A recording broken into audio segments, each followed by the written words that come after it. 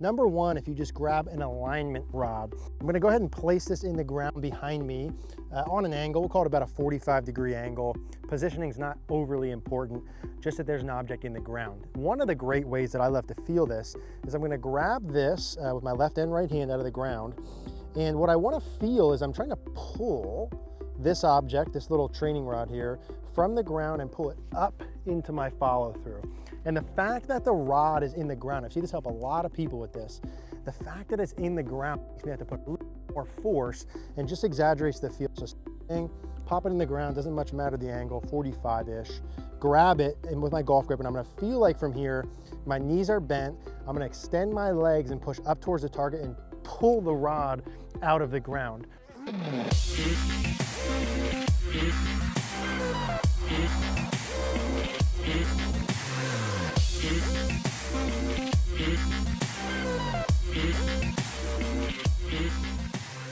I want to talk to you today about live view golf. Now you guys hear me say all the time that you need feedback when you're practicing. You need to know if you're actually doing what you're trying to do, and the best way to give yourself feedback ultimately is video. And not only is video the best way to give yourself feedback, but being able to see yourself simultaneously as you're doing a movement is the best form of video feedback. It's the best way I've seen to make changes in your swing and be able to correlate the differences between your feels and your reels. Live view is super easy to use and set up. Simply set it up behind or in front of you. You connect it with your iPad or phone, pop that on the ground. You can actually do your practice, see yourself as you're doing it, the best way to expedite your process. I encourage you guys to check out Live View Golf. We'll put a link in the description down below with a coupon code. Hey guys, in today's video, we're gonna talk about pushing the hips up and forward during your downswing for effortless power. Now, we're out here at the lakes at El Segundo. Shout out to Scott Morgan for allowing us to come out. Beautiful place just outside of Los Angeles. It's 70 and sunny. Mary and I are very happy to be here. And let's dive right into this topic. Now, before I talk a little bit about it and show you guys drills that are gonna help your effortless power, let's take a quick look at a couple players. Let me explain this a little bit so you can see them doing it first. Okay, so let's take a look at the hips working up and forward. Now, have Rory with the driver, just because he's an easy example to use, but it could really show anyone here. But let's draw a line on his hips about halfway down his downswing when he's done with his lowering component. And watch how the hip line here will move up and forward. Now, in this particular one, what I really want to show is the up part, meaning his hips, relative to where they were halfway down, have worked up this way, right? So here he is again, halfway down. His hips are at his lowest point, and then they work up into the follow through. Now notice how and why he does that. Watch, his legs are bent to straight. Bent legs, hips are lower, legs straighten, hips work up into the follow through. Now that's the up component. Now the forward part really, if we take a look, and we'll just pull up a Adam Scott here face on, the forward part is getting the hips more forward towards the target, certainly relative to where they started from, but also here into the follow through, getting the hips more forward than the chest line. So throughout this whole thing here, you can see his hips are closer to the target than the chest, hips are closer to the target than the chest, hips are closer than the target to the target than the chest.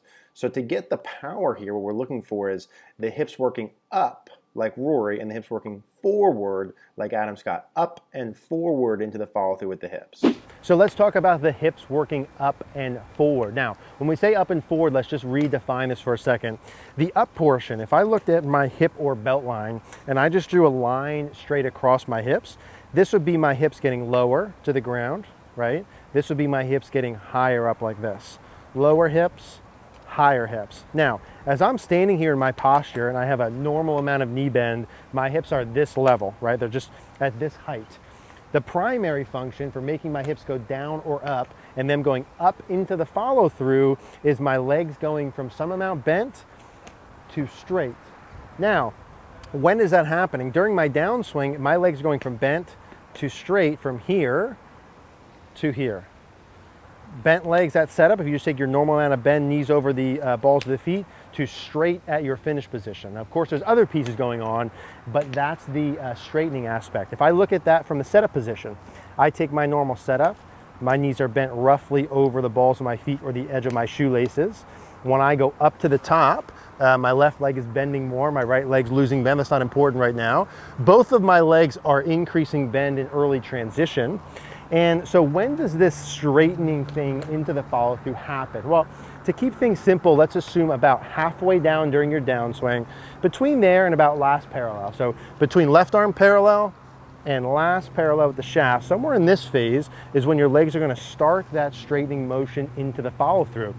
And for some of you guys, for more power, just like any other sport, that pushing, that extending the legs, pushing the hips up portion is going to give you the power. Just like think of a high jump or a squatting motion where I'd press down and then I jump up and out of it. So the starting point here is just to make sure by the time you get to this follow through finish position that your legs are extended. So if I just started hitting a couple, I've got a little 8-iron here. I'm going to just make sure my legs get straight by the time I get to my finish position. So when I feel like that's happening here at my finish, I feel like my legs are fully extended. Both of them are as long or straight as they can be. And again, I'm initiating that from about halfway down during my downswing, from about here all the way into my follow through. So just in terms of the up part, right? The hips go up vertically and they go forward towards the target. Just in terms of the up part, I'm gonna feel like I straighten my legs from about halfway down here. This is where they're fully bent. Straighten both of them all the way into my follow through. Let's go ahead and do that one more time. So straightening my legs from halfway down into the follow through. And that's gonna be my effortless power part number 1. Okay, part number 2 is the hips going forward. Now in reality, the hips going forward, what I'm talking about is if I drew a line on my belt buckle here and I got to my finish position, my hips are now up here, right? So they started here in space and they finish up here. So they've gone forward towards the target. In reality, from this camera, that forward motion is happening in this manner. So here's my belt buckle back. If we look at me and the golf ball, here's my belt buckle moving forward towards the ball. But of course, when I swing, I'm also rotating. So I don't go belt buckle just forward. I'm also turning when I do it. So when I feel that same motion, the forward part, belt buckle towards the ball, but I add the turn part, my belt buckle is going to be working out towards the target, and that's the forward part. We get the up from straightening the legs, we get the forward from my belt buckle pushing towards the ball as I turn. So let's go ahead and feel that forward part, belt buckle working up towards the target. That would be the hips forward component. Yeah, that one feels really good there for me. And these two things work together, right? As I'm doing my extension, which is the forward component, this way, I'm gonna be straightening my legs at the same time. So it's belt buckle forward towards the target, legs extended. Let's do that one more time. Belt buckle forward towards the target, legs extended. Yeah, good. Now, as I'm doing this belt buckle forward part, again, really key in terms of where I'm trying to go with this. I'm not trying to go belt buckle towards the ball. I'm not going belt buckle 45 to the right. In fact, I almost don't even want to go belt buckle towards the target, or especially if you're looking for more turn. You want to feel your belt buckle kicking up at or left of the target. So your belt buckle's down and back, and it's going up and forward left of the target is the feel. Belt buckle up and forward left of the target as I straighten my legs. And both of those pieces are going to give you the speed components that we're looking for. 2 quick drills to help reinforce some of these feels that I really like. So number 1, if you just grab an alignment rod, I'm going to go ahead and place this in the ground behind me on an angle. We'll call it about a 45-degree angle. Positioning is not overly important, just that there's an object in the ground. One of the great ways that I love to feel this is I'm going to grab this with my left and right hand out of the ground. And what I want to feel is I'm trying to pull this object, this little training rod here, from the ground and pull it up into my follow through. And the fact that the rod is in the ground, I've seen this help a lot of people with this. The fact that it's in the ground makes me have to put a little more force and just exaggerates the feel. So pop it in the ground, doesn't much matter the angle, 45-ish. Grab it and with my golf grip, and I'm gonna feel like from here, my knees are bent. I'm gonna extend my legs and push up towards the target and pull the rod out of the ground. Really good little drill with that. Number 2, I normally, like a bucket, don't have one, so I have my gallon jug. The purpose will be the same. The feel here would be, imagine I had this jug and there was a wall, maybe a 10-foot wall in front of me.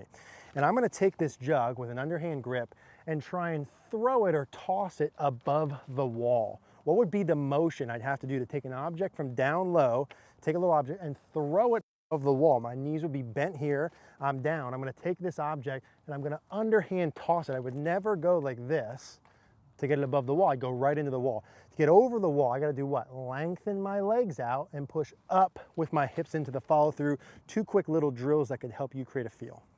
Now that you just got done, I want you to watch both of these videos here. It's gonna be more on this same topic. Learn how to push up and forward into the follow through. I know it's really gonna help you guys.